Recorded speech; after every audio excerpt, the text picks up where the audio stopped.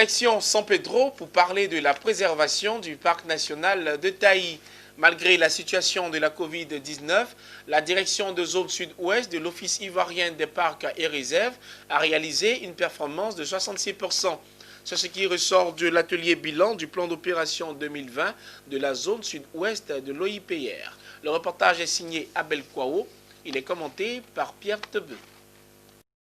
À San Pedro, l'atelier bilan du plan d'opération 2020 du Parc national de Taï est à l'initiative de la direction de zone sud-ouest de l'Office ivoirien des parcs et réserves OIPR.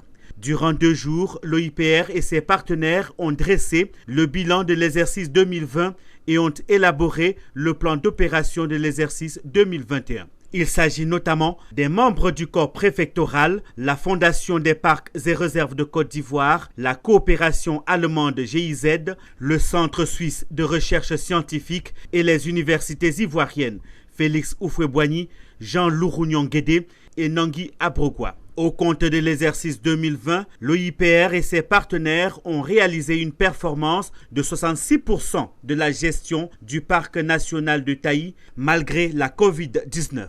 Pour le colonel-major Tondo Sama Adama, directeur général de l'Office ivoirien des parcs et réserves de Côte d'Ivoire, cette performance est acceptable, mais les actions doivent être poussées vers les populations riveraines qui contribuent à la conservation de l'espace. Globalement, le résultat est satisfaisant. Et puis quand on met ces informations par rapport à l'état de conservation du parc national de Taï lui-même, le parc national de Taï est en bonne santé et la couverture forestière était là. Et que le biomonitoring nous a démontré qu'il y a plusieurs espèces qui sont à l'intérieur de ce parc-là qui sont encore viables. Mais comme vous le savez, en matière de gestion, il faut toujours chercher à améliorer. Donc nous sommes passés au stade de planification pour 2021.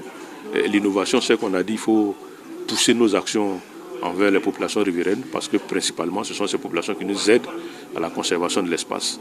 Donc l'année prochaine, on a envisagé de mettre en place une série d'actions, notamment en termes d'appui pour les infrastructures sociales de base, notamment en matière d'activités génératrices de revenus, pour que cette population ait des retombées économiques et financières. Et l'autre élément qui est important, c'est que nous voulons utiliser d'autres outils pour les activités de surveillance, notamment l'utilisation de drones, pour nous permettre d'être encore plus efficaces.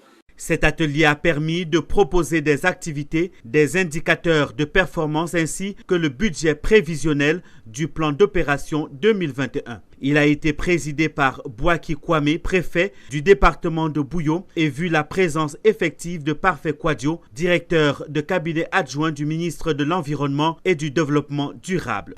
On a pu noter que malgré la pandémie, des résultats intéressants ont été obtenus au cours de l'année 2020.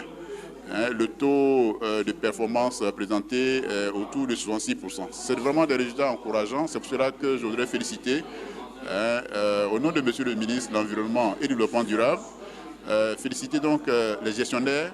Au nom du ministre de l'Environnement et du Développement durable, Parfait Kouadio a salué l'OIPR et ses partenaires pour le travail réalisé malgré la Covid-19, tout en les exhortant à continuer sur cette lancée afin de pérenniser le bon état de conservation du parc national de Taï, un joyau naturel inscrit au patrimoine mondial de l'UNESCO.